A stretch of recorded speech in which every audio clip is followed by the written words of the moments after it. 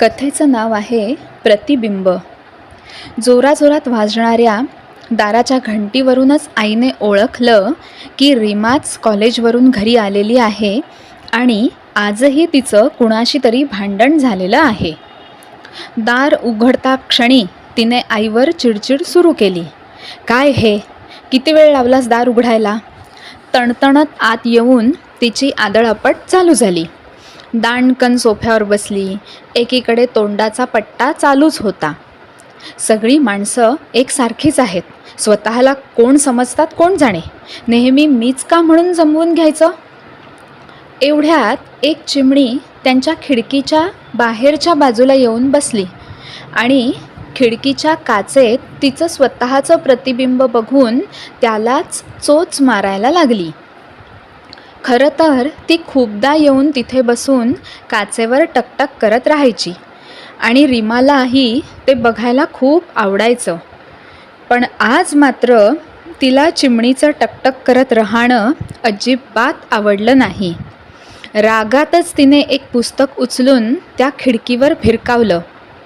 काच बंद असल्यामुळे काचेला आपटून पुस्तक खाली पडलं आणि चिमणी भुरकन उडून गेली.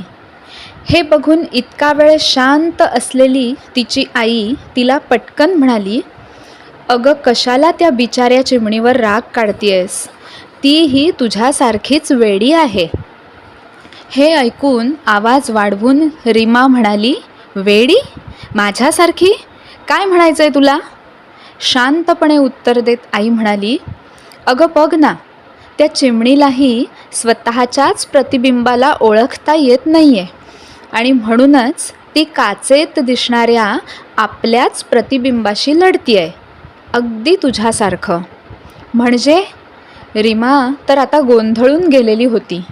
म्हणजे जर दुसऱ्याने तुला समजून घ्यावं, तुझ्याशी शांतपणे वागावं, बोलावं असं तुला वाटत असेल ना, तर आधी तू शांत हो.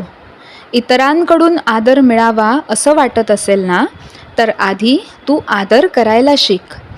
आपल्याला भेटणारी माणसं, घडणारे प्रसंग आणि त्यातून येणारे चांगले किंवा वाईट अनुभव हे आपल्याच अस्तित्वाच्या प्रतिबिंबामुळे येत असतात.